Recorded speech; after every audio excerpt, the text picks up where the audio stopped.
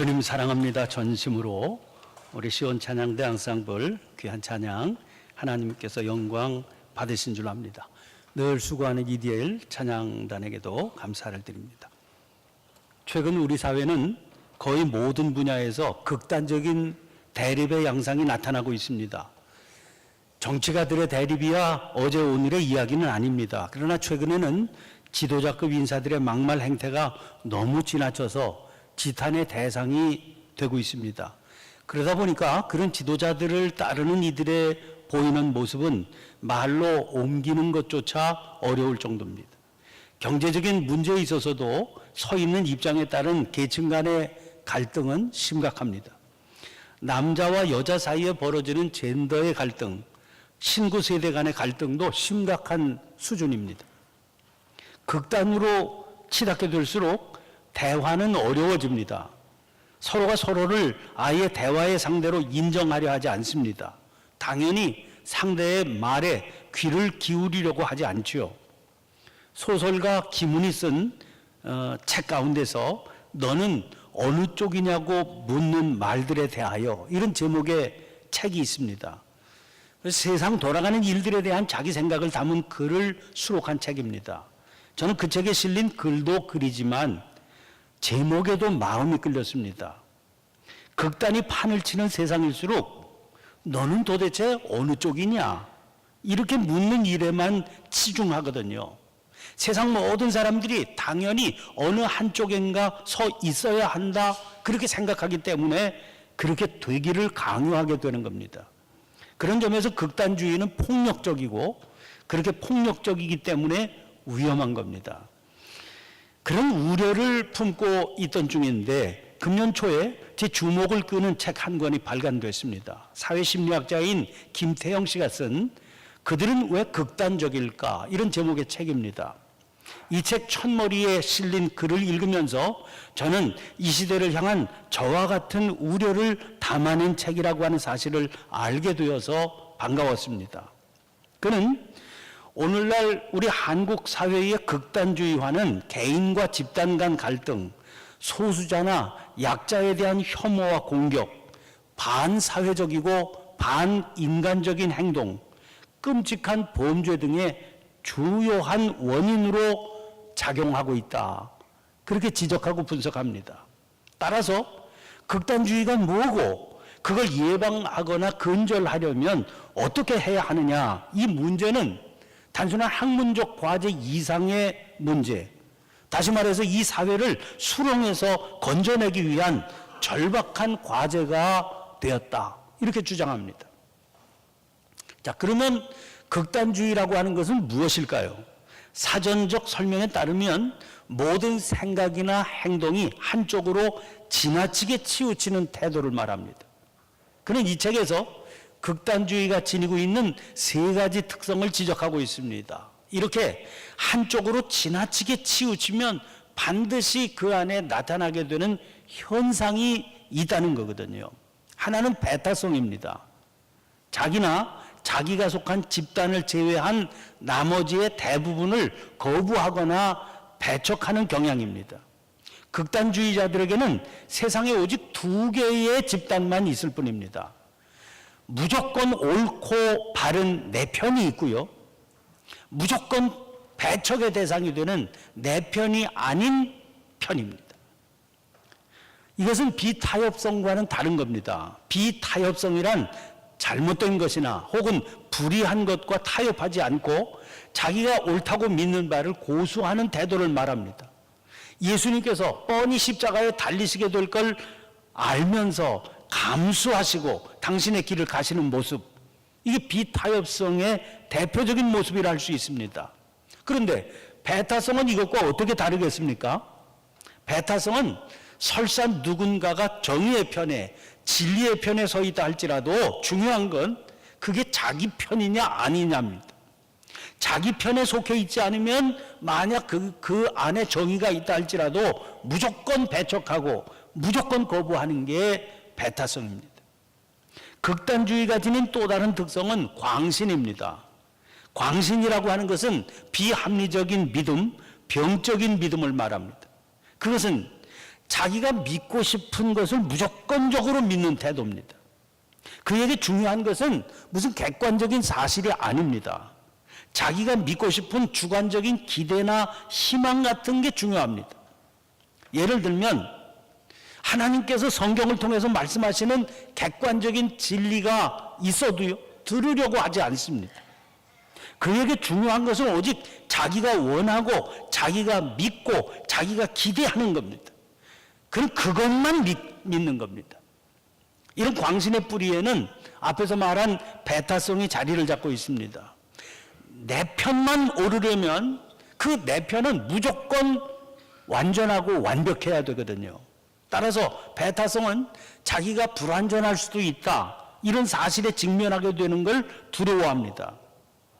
여러분, 자기가 뭔가 부족한 게 있다, 불완전하다, 그걸 인정해야 뭔가 새로운 것을 받아들일 수 있게 되죠. 그런데 이걸 인정하지 않으니까 어떤 것도 받아들이지 못하게 되는 겁니다. 따라서 광신은 완전주의, 절대주의의 모습을 띠게 됩니다. 자기는 아무런 오류도 없다, 있을 수 없다, 그런 병적인 믿음인 겁니다. 그런데 만약 누군가가 정말 배타적이고 광신적이라고 그래도 그 사람이 자기만의 세계에 혼자 빠져 있다고 생각해 보세요.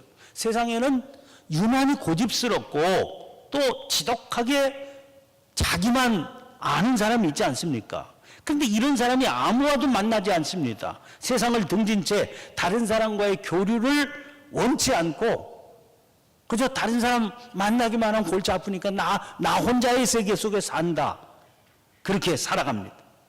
그러면 그가 비록 배타적이라 할지라도 또 광신적이라 할지라도 그런 자세는 그 사람의 개인의 자유요 또 권리에 속하는 문제입니다.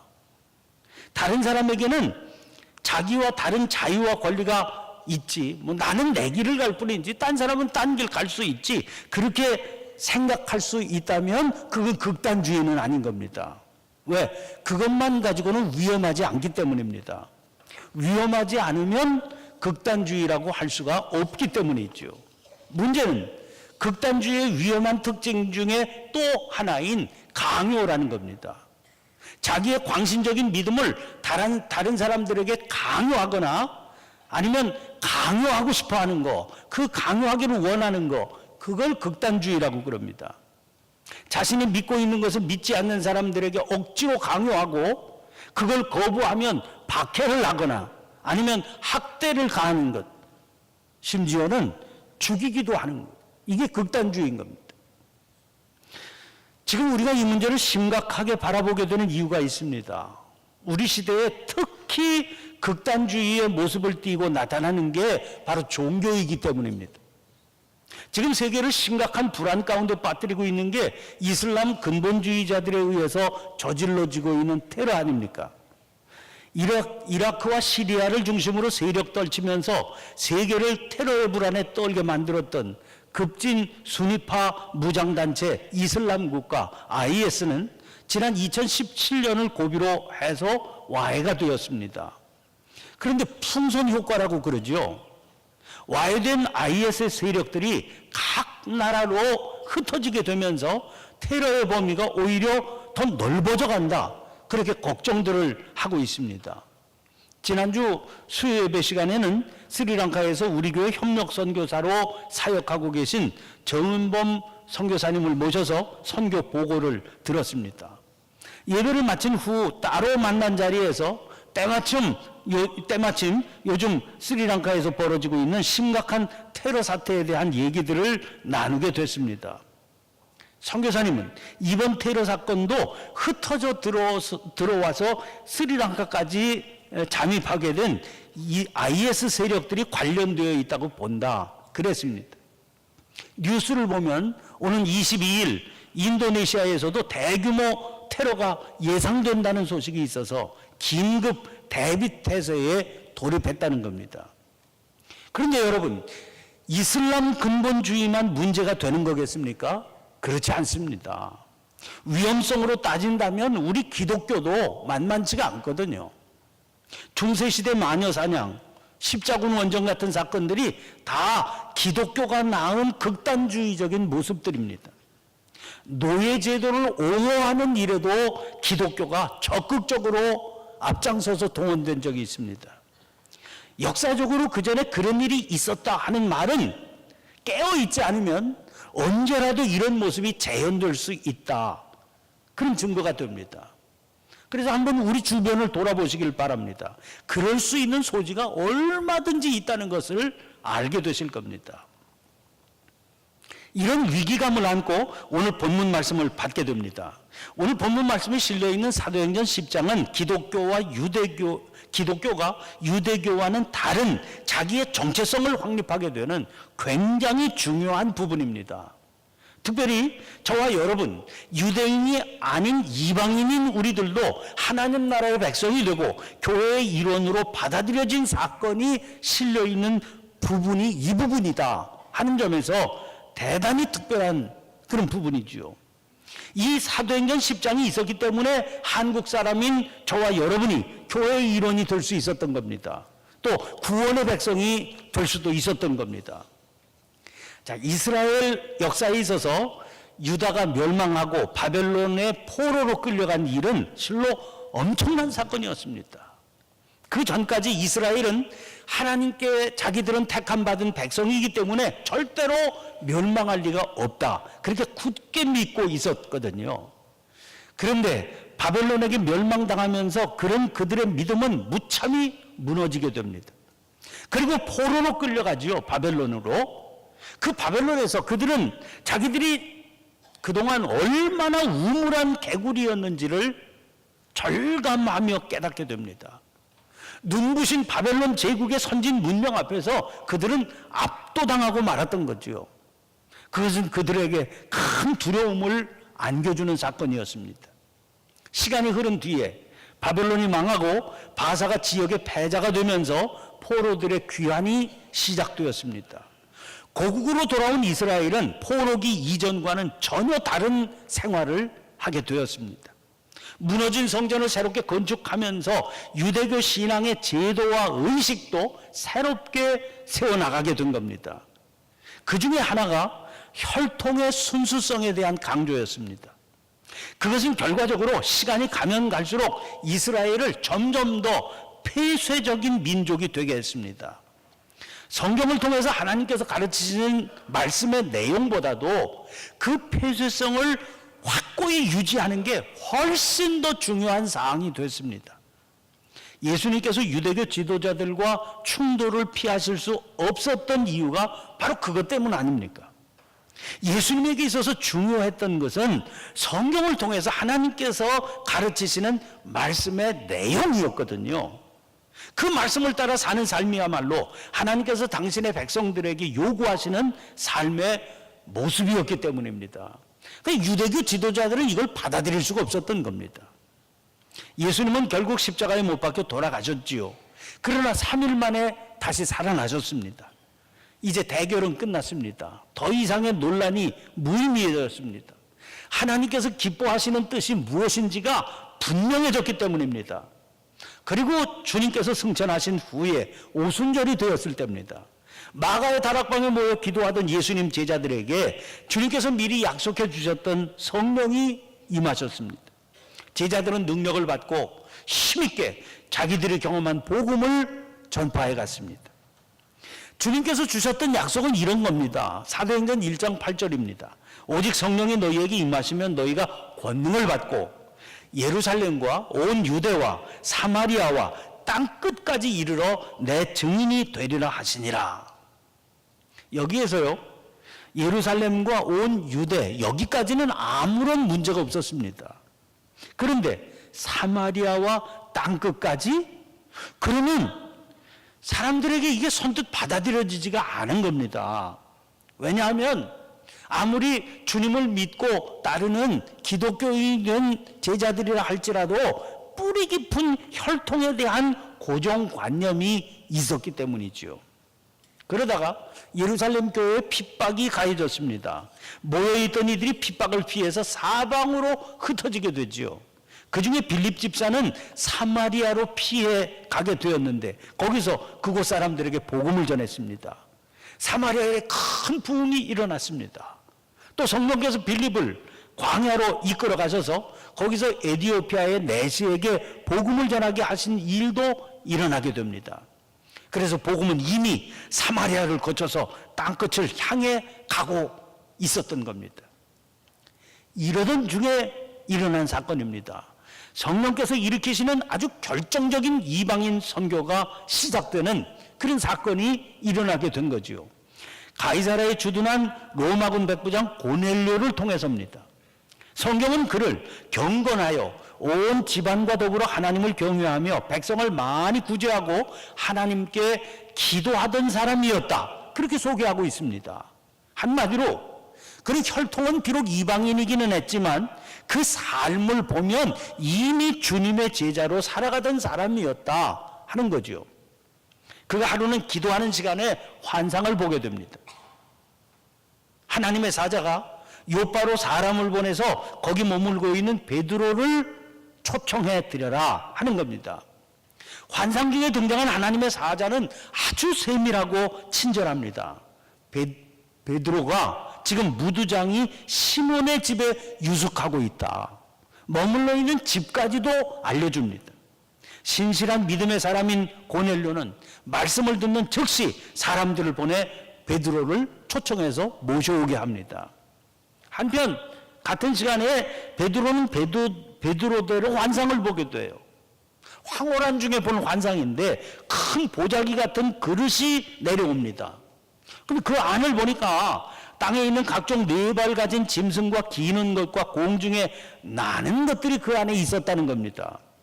환상과 함께 소리가 들려왔습니다. 잡아 먹어라 하는 명령입니다. 베드로는 대답합니다. 속되고 깨끗하지 아니한 것을 결코 먹지 않았습니다. 먹기를 거절합니다. 그런데 두 번째 소리가 들렸습니다. 하나님께서 깨끗하게 하신 것을 내가 속되다 하지 말아라, 그런 음성입니다. 이런 일이 똑같이 3번이나 있은 후에야 환상이 사라졌습니다. 환상은 사라졌지만 베드로에게는 도대체 이 환상의 뜻이 뭘까 궁금한 마음이 일어났겠지요. 마침 그때 고넬료가 보낸 사람들이 당도해서 베드로를 찾는 겁니다. 그 찾아온 사람들을 보게 됐을 때 환상의 내용이 깨달아졌습니다. 그가 찾아온 사람들과 함께 가이사랴에 도착하니까 고넬료는 자기 친척과 가까운 친구들을 모아 기다리고 있었습니다. 베드로는 그들에게 복음을 전했지요. 자, 이제 본문 말씀을 보세요. 베드로가 복음을 전하니까 성령이 그 자리에서 말씀 듣는 모든 사람들에게 임하셨습니다. 이방인인 그들이 할례받은 유대인들과 다름없이 성령을 받는 겁니다. 방언을 말하고 하나님을 높이는 것을 듣게 됐습니다. 그 모습 확인한 베드로가 선언을 합니다. 47절입니다. 이 사람들이 우리와 같이 성령을 받았으니 누가 능히 물로 세례 베풀물 그 말이요. 그 결과 거기 있던 모든 이방인들이 예수 그리스도의 이름으로 세례를 받게 된 겁니다. 이제 이방인들도 당당한 하나님의 백성으로 받아들여지게 된 거지요. 이 일이 계기가 됐습니다. 이제 복음은 굳게 닫혀있던 혈통의 경계선을 넘어서게 된 겁니다. 그래서 교회는 드디어 선교적인 공동체가 되었습니다. 주님께서 맡기신 선교적인 사명은 이제 거칠 것 없이 땅 끝까지 퍼져나갈 수 있게 되었던 겁니다. 사랑하는 성도 여러분, 이 사건을 통해서 이 시대를 살아가는 우리들은 뭘 배울 수 있겠습니까? 뭘 배워야 하겠습니까? 우리는 무엇보다 이 어려운 과제를 잘 감당했던 베드로를 주목해서 보아야 됩니다. 우선 하나님을 향해서 열려 있었던 그의 자세를 배워야 됩니다.